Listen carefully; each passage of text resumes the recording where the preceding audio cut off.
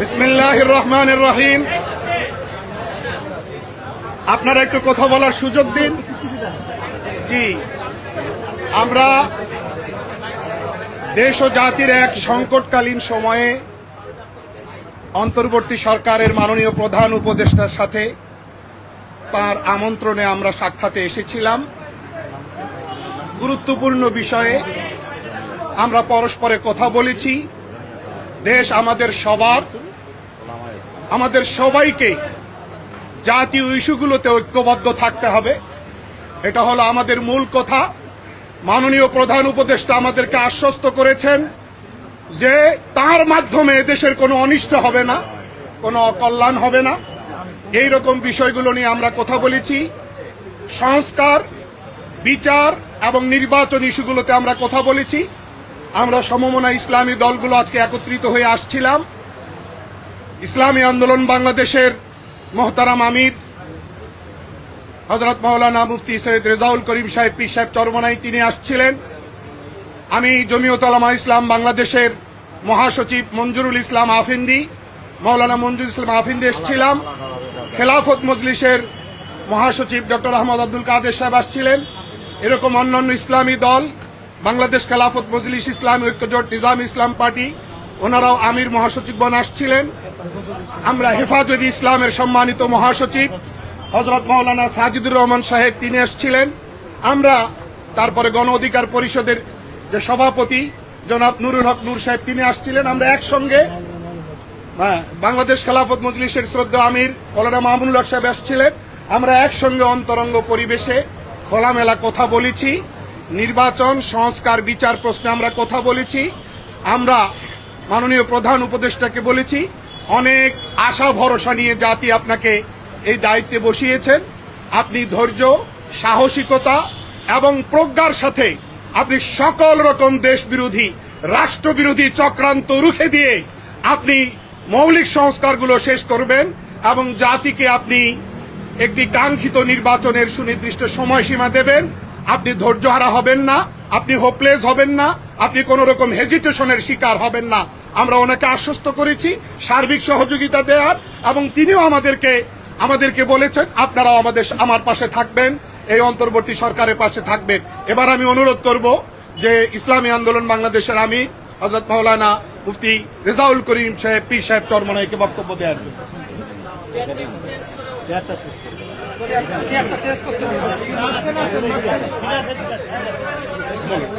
আলহামদুলিল্লাহ, আপনাদের সকলকে ধন্যবাদ। আজকে আমরা দেশের একটা ক্রান্তি লগ্নে আমরা এসেছিলাম। সম্মানিত অন্তর্বর্তীকালীন সরকারের প্রধান উপদেষ্টা আমাদের সম্মানিত ইউনূস সাহেবের সাথে আমরা একান্ত আলোচনার জন্য। সেখানে আমাদের আফিন্দি ভাই তো কথাগুলো বলেছে, তবে আমরা তাকে বলেছিলাম যে জুলাই আগস্টের যে অভ্যুত্থান হয়েছে, হাজার হাজার মায়ের কোল সন্তান হারা হয়েছে, অনেক আমার উদীয়মান বাংলাদেশের ভবিষ্যৎ সন্তানগুলো চক্ষু হারিয়েছে, অনেকে পঙ্গুত্ব বরণ করেছে। এতগুলো ত্যাগের পরে আমরা এই দেশটাকে সুন্দর একটা দেশ হিসাবে আমরা পাব। আমরা বলেছিলাম সম্মানিত উপদেষ্টাকে প্রধান যে আপনি তখন আমাদের দেশে ছিলেন না। আমাদের দেশ এবং আমাদের দেশের মানুষের প্রয়োজনে আমরা আপনাকে নিয়ে এসেছিলাম। আমরা একত্রে সুন্দর দেশ গড়ার লক্ষ্যে মাঝখানে চলার পথে আপনি হয়তোবা কষ্ট পেয়েছেন বা আপনাকে কাজ করার সুযোগ দেওয়া হচ্ছে না। বিভিন্ন কায়দায় মানসিক ব্রেন বিভিন্ন ধরনের টর্চার আপনার উপরে চলছে, এটা আমরা অনুভব করছি। আমরা বলছি যে আমরা যদি যারা নাকি রাজপথে দেশ গড়ার যোদ্ধা রয়েছে, এখানে আমরা যেতে একসঙ্গে যেব, ঠকলেও একসঙ্গে ঠকব, কিন্তু মাঝ পথে আপনি রণভঙ্গ দেবেন আর মাঝপথের সমুদ্রে আপনি আমাদেরকে ফেলে চলে যাবেন, এটা হতে পারে না। এই ধরনের চিন্তা আপনার মাথায় যেন না আসে, এটা আমরা আশ্বস্ত করেছি।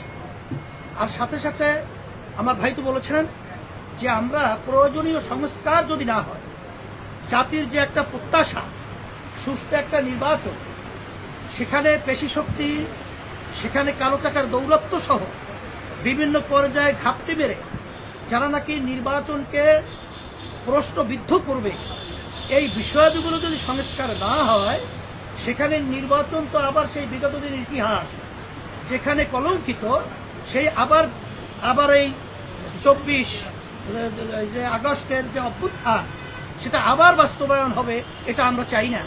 এই জন্য আমরা বলছি প্রয়োজনীয় সংস্কারগুলো আপনারা দৃশ্যমান তড়িৎ আপনারা এটা করবেন, এবং যারা নাকি আমাদের মায়ের কোলকে খালি করেছে, আমাদের দেশকে সন্তান হারা করেছে এবং বন্ধুত্ব বরণ করেছে, এই অপরাধীদেরকে, ফ্যাসিস্টদেরকে, কুমিদেরকে, খুনিদেরকে আয়নাঘর যারা বানিয়েছে, আন্তর্জাতিক সমস্ত দুনিয়ার ইতিহাস লঙ্ঘন করে এদের বিচার দৃশ্যমান করতে হবে, এবং জাতীয় নির্বাচন এটা একটা পরিবেশ তৈরি করতে হবে।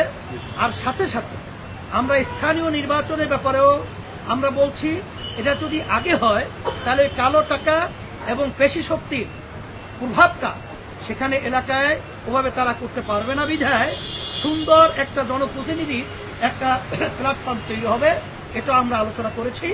আর সাথে সাথে আপনাদের সকলকে আমরা ধন্যবাদ জানাই এর জন্যে যে আমরা যেন এই দেশ গড়ার ব্যাপারে আমরা সবাই একাকার হয়ে অন্তর্বর্তীকালীন সরকার সহ এবং যারা আমরা রাজনৈতিক দলে অভ্যুত্থানে যোদ্ধা যারা আমরা ছিলাম, প্রশাসন সহ, সাংবাদিক বন্ধুরা সহ সকলকে আমরা একত্রিত হয়ে আমরা দেশ গড়ার ব্যাপারে আমরা যেন একাকার হয়ে কাজ করতে পারি। আপনাদের সকলকে ধন্যবাদ জানাচ্ছি, এবং আমাদের আলোচনা অত্যন্ত সুন্দর ফলপ্রসূ হয়েছে। এবং বলেছি আমরা যে আমাদের সকলেই আমরা অনেকে তো দাবি করি ডিসেম্বর নির্বাচন হওয়া, 25, কেউ দাবি করি রমজান, কেউ দাবি করি অমুক।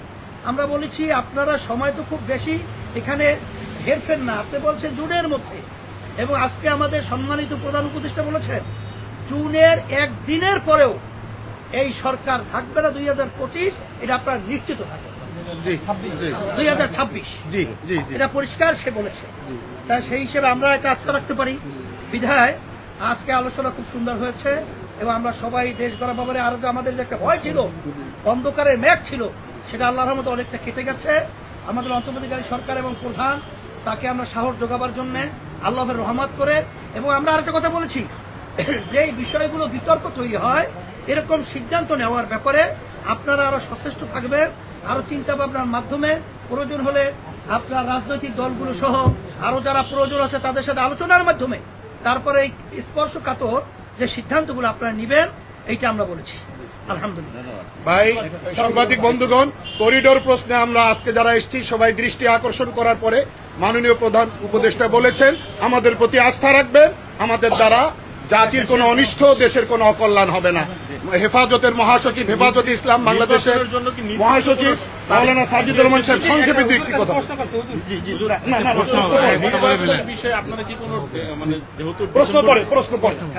আমরা বলেছি যে আপনি যে সময়টা ঘোষণা করেছেন এটা যৌক্তিক, এই যৌক্তিক সময়ের মধ্যেই এর জন্য বাহিরে না যায়, এ ব্যাপারে আপনি সচেতন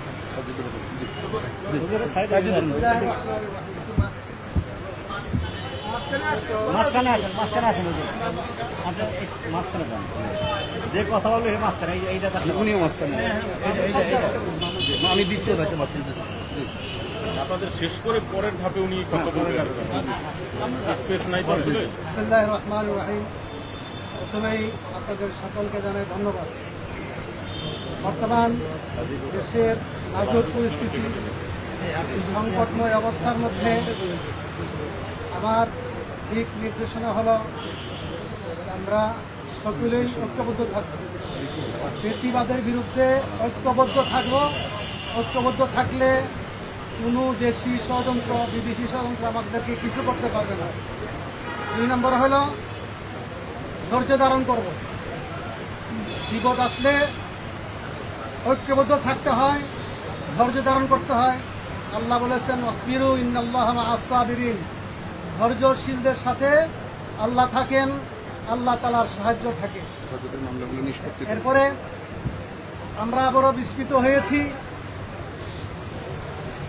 জালেম সরকার কর্তৃক হেফাজতে ইসলামের বিরুদ্ধে প্রায় 300 মিথ্যা মামলা মিথ্যা মামলা যেমন আমাদেরকে হত্যা করেছে, আবার আমাদেরকে হত্যা মামলা দিয়ে হয়রানি করেছে।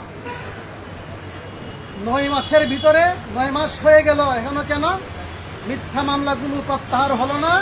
এটা আমাদের প্রশ্ন। আমরা পরিষ্কার বলতে চাই, আগামী জুন মাসের ভিতরে সমস্ত মিথ্যা মামলা প্রত্যাহার করতে হবে।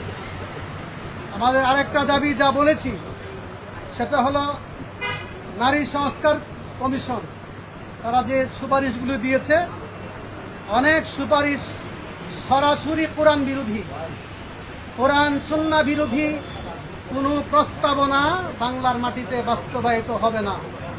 এই জন্য আমরা পরিষ্কার বলতে চাই, আপনারা দেখেছেন আমাদের এই কিছু মা বোনেরা তারা নারী কমিশনের পক্ষে মিছিল করেছে। তাদের সংখ্যা হয়তো 50 বা 100 হইতে পারে, কিন্তু তাদের এই সুপারিশ মানে না। ওই ধরনের মুসলিম নারীর সংখ্যা হবে কোটি কোটি। অতএব আপনাদেরও সহযোগিতা চাই। পরিষ্কার ইসলামই একমাত্র নারীর যথাযথ অধিকার দিয়েছে, মর্যাদা দিয়েছে। আমরা কোরআন সুন্নাহ ভিত্তিক নারীর অধিকার এবং মর্যাদা বাস্তবায়িত করতে চাই। আপনাদের সবাইকে ধন্যবাদ। আসসালামু আলাইকুম। ডক্টর আহমদ আব্দুল কাদের ভাই বলবেন, বাংলাদেশ খেলাফত মজলিসের মহাসচিব। ওকে, বিসমিল্লাহির রহমানির রহিম।